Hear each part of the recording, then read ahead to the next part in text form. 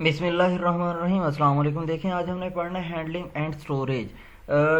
Sampling techniques में हमने किस तरीके से सैंपल को हैंडल करना है फ्रॉम कलेक्शन टू डिस्पैच। जो हमने फिर सैंपल को लेबॉर्ट्री तक भेजना है, वो सैंपल हमारे पास फूड सैंपल हो सकता है, वो सैंपल हमारे पास ब्लड सैंपल हो सकता है।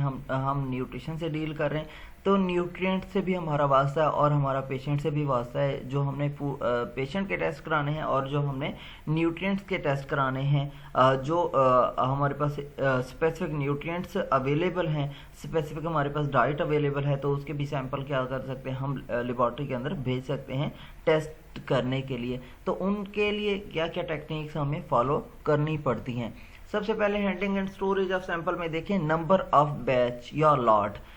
हम नंबर ऑफ बैच या लॉट की बात तब करते हैं जब इंडस्ट्री कोई चीज़ प्रोसेस कर रही होती है और वहाँ पे वो एक बैच प्रोड्यूस करती है, सेकंड बैच, थर्ड बैच। तो जो भी हमने क्या किया है as a technologist, as a nutritionist, हमने इंडस्ट्री के अंदर ये हम क्योंकि पंजाब फूड अथॉरिटी के अंदर जॉब्स आती हैं, तो इन जॉब्स में क्या करना होता है कि जो बैच होता है उसको मेंशन करना होता है। जो हमारे पास सैम्पलिंग परफॉर्मा होता है उसके ऊपर या सैंपल के ऊपर हमने क्या करना होता है, ये नंबर ऑफ बैच मेंशन या लॉट मेंशन करना होता है कि किस लॉट से हमने सैंपल लिया है। A representative statistical sample strategy should be made for batch and lots based on the volume of material available on site। ठीक है ना, हमने क्या करना है, जो स्टैटिस्टिकल सैम्पलिंग स्ट्रेटेजी डिवेल्प करनी है बैच या लॉट्स के लिए, और उनको उसी तरीके से हमने क्या करना है, डिस्पैच करना है फॉर टेस्टिंग। नेक्स्ट स्टेप हमारे पास है नंबर ऑफ बैच और lot are decided as per investigations operations manual sample plan. जो हमारे पास मैनुअल में सैंपल प्लान के अंदर चीज़ें दी गई होंगी कि हमने इतने नंबर ऑफ सैंपल्स लेने हैं, तो हमारा जो नंबर ऑफ सैंपल्स होंगे उसी के मुताबिक होंगे जो गिवन डाटा होगा। Each lot that is to examine must be clearly defined. अगर लॉट नंबर 8 से 9 से कोई भी लॉट आप क्या करने टेस्ट करने जा रहे हैं, तो उसको क्या करना चाहिए, क्लियरली डिफाइंड होनी चाहिए आपने फलान लॉट से जो सैंपल लिया था। In case of random sampling the time items are collected in such a way. ठीक है ना, अब यहाँ पे हमारे पास स्ट्रेटिफाइड सैम्पलिंग आ जाती है जहाँ पे रैंडमली पड़ी होती हैं, लॉट्स नहीं होती हैं या ऐसे सैंपल होते हैं। तो वहाँ पे क्या होता है, हम प्रोबेबिलिटी सैम्पलिंग करते हैं। वहाँ पे हम जस्ट अपनी मर्जी से कुछ क्या करेंगे, रैंडम सैम्पलिंग में ग्रुप बना लेंगे हेट्रोजीनियस, जहाँ पे हमारे पास लॉट्स होंगी वहाँ पे ग्रुप्स बना लेंगे, रैंडम सैम्पलिंग कर लेंगे। तो इन स्ट्रेटिफाइड सैम्पलिंग से हम क्या कर लेंगे, सैंपल अपना डिवेल्प कर लेंगे और वो सैंपल क्या करेंगे, हम टेस्ट के लिए कलेक्ट कर लेंगे। अब डी पे हमारे पास क्या है, प्रोटोकॉल फॉर लेबलिंग। हमने सैंपल कलेक्ट कर लिया, सैंपल कलेक्ट करने के बाद हमने क्या करनी है, लेबलिंग करनी है एंड सीलिंग करनी है सैंपल की। वो proper labelling and sealing should be appropriate। क्या है, labelling and sealing of sample should be appropriate to maintain the integrated and traceability of the sample. के जो सैंपल की कंपोजिशन है वो भी चेंज ना हो, और अगर रिकॉल करने जा रहे हैं, ट्रेस बैक करने जा रहे हैं हम उस लॉट को, उस प्रोडक्ट को, तो वो भी आइडेंटिफाई हो जाए जहां से हमने क्या किया था, सैंपल लिया था। ट्रेसेबिलिटी प्रोसीजर वहां पे फॉलो होना चाहिए, रिकॉल प्रोसीजर फॉलो होना चाहिए। हम इस तरीके से लेबलिंग करें। अब identity of the sample should B evident from the reference stated on the drawn sample container. जो आइडेंटिटी ऑफ द सैंपल है वो क्या होनी चाहिए, पता होनी चाहिए। जो रेफरेंस दिया गया है, जो लॉट नंबर या जो भी कंटेनर के ऊपर, जो सैंपल कंटेनर के ऊपर चीज़ें मेंशन हैं, उनकी आइडेंटिटी होनी चाहिए, सैंपल की आइडेंटिटी होनी चाहिए। उसके बाद रिप्रेजेंटेटिव नंबर ऑफ सब sample should be made with the sample number. Sample number के साथ रिप्रेजेंटेटिव सब सैंपल भी लेने चाहिए। वहाँ पे कलेक्शन डेट और जो रिटन इनिशियल्स हैं वो होने चाहिए, लिखे होने चाहिए। Identify and any outer packaging label और सर्कुलर्स वगैरह, ये सारी चीज़ें क्या होनी चाहिए। अगर हमारे पास प्रोडक्ट पैक्ड प्रोडक्ट है तो उसके लेबल्स वगैरह सारा कुछ जो जो उसके न्यूट्रिशनल रिक्वायरमेंट्स हैं, सारी चीज़ें आइडेंटिफाई होनी चाहिए। जो आप टारगेट है वो भी मेंशन होना चाहिए कि आप ये जो क्लेम है, मिसाल के तौर पर आपके पास एक फ्रूट जूस है, उसके अंदर लिखा हुआ है प्योर नेचुरल। प्योर नेचुरल के आपने उसकी कंपोजिशन पढ़ी और उसमें है 12% पल्प। 12% पल्प का मतलब ये है वो प्योर नेचुरल नहीं है, वो तो हमारे पास क्या आता है, ड्रिंक की कैटेगरी में आता है, जूसेस की कैटेगरी में नहीं आता। तो ये जो क्लेम है उनका इंडस्ट्री का, वो आपने क्या करना है, चेक करना है। तो फिर क्या करना होगा, आपने जो लेबल होगा, उसकी पैकेजिंग होगी, उसको क्या है, जो सर्कुलर्स होंगे उनको भी मेंशन करना होगा, उनको सर्कल करना होगा, उनको चेकअप करना होगा, ठीक है ना। अब the content final part should each B secured with a temper evident seal. इस जो सैंपल है उसको सील कर लेना चाहिए प्रॉपरली। जब प्रॉपरली सील होगा, उसको इस तरीके से सील करना चाहिए कि उसके अंदर कोई टेम्परिंग ना हो, कोई चेंज ना हो, ठीक है ना, कोई मॉडिफिकेशन ना लाई जा सके। तो आजकल जैसे हमारे पास डिफरेंट जो लैब्स हैं, वहाँ पे लेज़र टेक्नोलॉजी जो होती है, बार कोड वगैरह दिया जाता है, तो बार कोड के ज़रिए स्कैन कर दिया जाता है और बार कोड ही लगाए जाते हैं। तो उससे क्या होती है, टेम्परिंग की जो चांसेस होते हैं वो थोड़े क्या हो जाते हैं, कम हो जाते हैं, क्योंकि सिमिलर बार कोड हमारे पास होता है और सिमिलर बार कोड क्या होता है, उसी के ऊपर मैंशनड होता है। जो हमने क्या की होती है, प्रोडक्ट की होती है। बाज़ औक़ात लोग क्या करते हैं, वही बार कोड किसी दूसरे सैंपल के ऊपर लगा देते हैं ड्यूरिंग क्या है, ट्रांसपोर्टेशन। तो ये टेम्परिंग, इस टेम्परिंग को इस तरीके से प्रोडक्ट करना है कि प्रॉपर सीलिंग होनी चाहिए सैंपल की और प्रॉपर उसकी लेबलिंग स्पेसिफिकेशन होनी चाहिए, नेम ऑफ़ द ऑफिसर होनी चाहिए, नेम ऑफ़ द अथॉरिटी होनी चाहिए, प्लेस, डेट, टाइम, सैम्पलिंग, ये सारी चीज़ें क्या है, आइडेंटिफिकेशन नंबर, सब कुछ जो हम क्या करने जा रहे हैं, सैंपल लेने जा रहे हैं, उसके ऊपर मेंशन होनी चाहिए। जहाँ पे ज़रूरी है तो उसको सेकंड कंटेनर के अंदर फूड सैंपल को प्लेस कर देना चाहिए, ताकि जो उसकी इंटीग्रिटी है वो मेंटेन हो सके, उसके अंदर जो हमने लेबलिंग की है वो महफूज हो सके। सच एज प्लास्टिक बैग्स है which should be sealed in such a way as to ensure that the sample cannot be tampered with, कि सैंपल को क्या किया जाएगा, चेंज नहीं किया जा सकेगा। उसको प्लास्टिक कंटेनर के अंदर, प्लास्टिक बैग के अंदर रख के उसको क्या कर देना है, सील कर देना है। Copy of the food label if available, any other relevant detail should be submitted to the public analyst with the final part. क्या करनी चाहिए, कॉपी भी उसकी, जो आपने लेबल देखा था उसकी कॉपी भी क्या करनी चाहिए, पब्लिक एनालिस्ट को सेंड करनी चाहिए। सीलिंग द एजेस, अब all the sample should be sealed immediately post sampling. Sampling के बाद अगर आपके पास कोई ऐसा सैंपल है जो आपने किसी कंटेनर के अंदर लिया है, तो उसके एजेस क्या कर देने चाहिए, सील कर देने चाहिए। Temper evident seal should be use like waxes adhesive, ठीक है ना। हम क्या कर सकते हैं, उसके वैक्सिंग कर सकते हैं, ताकि उसको अगर खोला जाएगा तो उसकी जो पता चल जाए कि ये सैंपल खोला हुआ था। तो ठीक है ना, इस तरीके से हम क्या कर सकते हैं, टेम्परिंग को बचा सकते हैं।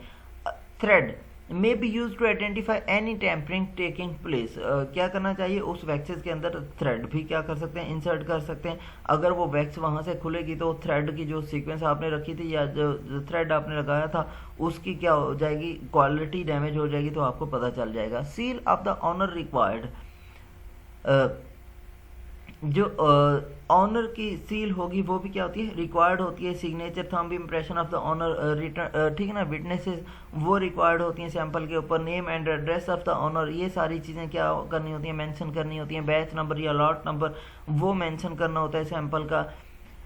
Code number and serial number of local authority, जो क्या कर रही है, सैंपल कर रही है, उसको भी क्या करना चाहिए, मेंशन करना चाहिए। Date and place of collection, कि आपने किस डेट को सैंपल कलेक्ट किया और किस जगह से कलेक्ट किया, वो भी आपका क्या होना चाहिए, मेंशन होना चाहिए। ये रिक्वायर्ड फील्ड्स हैं। नेचर ऑफ आर्टिकल सबमिटेड, आपके पास सॉलिड है, लिक्विड है, फूड, कौन सी फूड आइटम है, वो भी क्या होना चाहिए, आपको नेचर ऑफ आर्टिकल सैंपल के ऊपर मेंशन करना चाहिए। Nature and quantity of preservative added, कि आपने उस के अंदर जो सैंपल लिया है कितनी प्रिजर्वेटिव ऐड किया है, वो भी क्या होना चाहिए, मेंशन होना चाहिए। और ऐसा प्रिजर्वेटिव नहीं होना चाहिए जो फूड क्वालिटी के साथ इंटरफेयर करे और उसकी केमिकल कंपोजिशन को या माइक्रोबियल एनालिसिस को चेंज कर दे।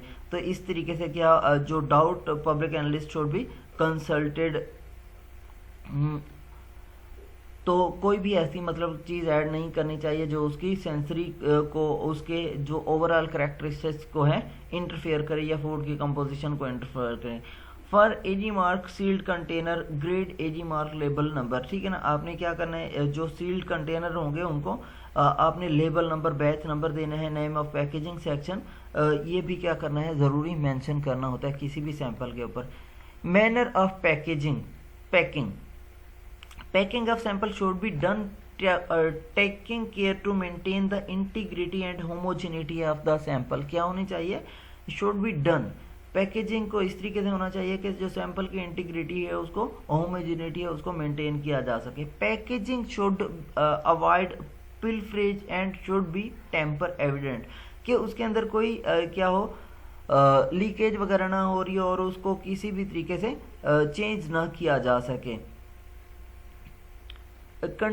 Clean inert container should be used offering adequate protection from external contamination। जो आप जिस कंटेनर के अंदर सैंपल लेने जा रहे हैं वो क्या होना चाहिए, क्लीन होना चाहिए। Container should be sealed in such a manner that unauthorised opening is detectable, ठीक है ना। इस तरीके से सील करना चाहिए कंटेनर को कि उसके अंदर अनऑथराइज्ड जो कोई अगर ओपन करे तो उसको डिटेक्ट किया जा सके। Precaution should be taken against leakage and spoilage, ठीक है ना। लीकेज और स्पॉयलेज के अगेंस्ट प्रिकॉशंस के जो हम सैंपल लेने जा रहे हैं उसके अंदर लीकेज या स्पॉयलेज ना हो सके। अब हमने क्या करनी होती है, एनालिसिस की कैटेगरी। सैंपल ये हमारा आ गया लेबॉर्ट्री तक, सारी की सारी चीज़ें रिक्वायर्ड फील्ड मेंशन करने के बाद अब उसके ऊपर ये कैटेगरी भी मेंशन करनी होती है कि हमारे पास जो सैंपल है आया कि उसका केमिकल एनालिसिस करना है, माइक्रोबियल एनालिसिस करना है, फिजिकल या सेंसरी एनालिसिस करना है। ये डिफरेंट क्या होते हैं, मॉनिटरिंग पर्पस के लिए रिक्वायर्ड फील्ड होती हैं, इनको क्या करना होता है, मेंशन करना होता है। Final parts of food which are perishable should be kept refrigerated. अगर आपके पास कोई पेरिशेबल कमोडिटी है जिसके जल्दी स्पॉयल होने के चांसेस हैं तो उनको क्या करना चाहिए, 4 to 6 डिग्री सेंटीग्रेड पे स्टोर करना चाहिए ताकि उसके अंदर किसी भी तरीके की केमिकल कंपोजिशनल चेंज ना आए।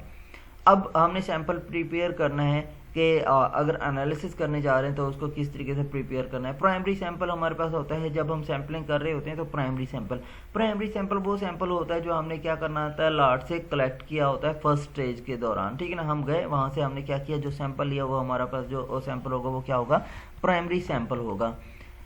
अब किसी भी आइटम की फॉर्म के अंदर ये हो सकता है, जो भी हमने चीज़ पिक की वो हमारा क्या है, प्राइमरी सैंपल है। As far as is practical primary sample should be taken throughout the lot. क्या सारी लॉट से प्राइमरी सैंपल लेना चाहिए। And departures from this requirement should be recorded. Lot से और डिपार्चर से प्राइमरी सैंपल लेना चाहिए और उसको जो रिक्वायरमेंट है रिकॉर्ड कर लेना चाहिए। Sufficient primary sample of similar size should be collected to facilitate laboratory analysis. क्या करने चाहिए, काफ़ी सारे प्राइमरी सैंपल कलेक्ट करने चाहिए ताकि हम उनसे क्या कर सकें, या एनालिसिस कर सकें। कंपोजिट सैंपल, प्राइमरी सैंपल से बाद औक़ात क्या करना होता है कि हम बार बार प्राइमरी सैंपल कलेक्ट करना हमारे लिए फिजिबल नहीं होता, तो हम क्या कर लेते हैं, कंपोजिट सैंपल डिज़ाइन कर लेते हैं। वो कंपोजिट सैंपल कैसे डिज़ाइन करते हैं, प्राइमरी सैंपल्स को आपस में मिक्स करके हम एक सैंपल बना लेते हैं और उसकी क्वांटिटी को डिस्क्राइब कर लेते हैं, तो वो हमारे पास क्या होता है, कंपोजिट सैंपल होता है। फाइनल सैंपल जो हमारे पास बल्क था उसको हमने क्या किया, मिक्स कर दिया और एक स्पेसिफिक अमाउंट के अंदर क्या कर दिया, डिवाइड कर दिया। डिवाइड करने के बाद हमारे पास जो बल्क सैंपल था उससे स्मॉल क्वांटिटी आ जाएगी, प्रिपेयर हो जाएगी, तो वो हमारे पास फाइनल सैंपल होगा जो हमने क्या करना होगा, डिस्पैच करना होगा to the testing authority. Sampling report, अब आपने क्या कर लिया है, फाइनल सैंपल प्रिपेयर कर लिया। फाइनल सैंपल प्रिपेयर करने के बाद आपने उसके साथ रिपोर्ट भी देनी होगी जिसके अंदर रीज़न शामिल होगी उस रिपोर्ट में कि आप टेस्ट क्यों कराने जा रहे हैं आप इस सैंपल का। उसके अंदर कंटेमिनेशन आपने ऑब्जर्व की, उसके अंदर आपने केमिकल कोई एडिटिव एडिशन आपने ऑब्जर्व की, आपने उसके अंदर कोई ऐसी चीज़, ठीक है ना, नॉन हलाल इंग्रेडिएंट देखा या कोई भी चीज़ देखी जिसकी वजह से आपको क्या था, डाउट था, उस डाउट का आपने ओवरकम करने के लिए क्या किया है, टेस्टिंग की जानिब गए हैं। तो ये क्या है, सैम्पलिंग रिपोर्ट के अंदर सारी चीज़ें क्या होनी चाहिए, मेंशन होनी चाहिए। जो भी ओरिजिन ऑफ द सैंपल है, सैम्पलिंग मेथड है, डेट है, टाइम है, प्लेस है, ठीक है ना, ये सारी चीज़ें रिपोर्ट में मेंशन होनी चाहिए, एक रीज़न और बाकी सारी चीज़ें डेट टाइम सारा कुछ मेंशन होना चाहिए। Sample preservation storage during transportation, अगर आपके पास सैंपल दो तरह के होंगे, पेरिशेबल सैंपल और non perishable sample. Perishable sample ऐसे सैंपल होते हैं जो क्या होते हैं, जल्दी डेट्रियोरेट हो जाते हैं, ख़राब हो जाएंगे, तो उसको 4 to 6 डिग्री सेंटीग्रेड पे स्टोर करना चाहिए, ट्रांसपोर्ट करना चाहिए। और जो नॉन पेरिशेबल हमारे पास सैंपल होते हैं उनको बिलो 40 डिग्री सेंटीग्रेड क्या करना चाहिए, ट्रांसपोर्ट करना चाहिए, ताकि उसके केमिकल कंपोजिशन में कोई चेंज ना आ सके, उसके अंदर वेरिएशन ना आ सके। यहाँ तक आप लोगों को कोई सवाल हो तो पूछ सकते हैं।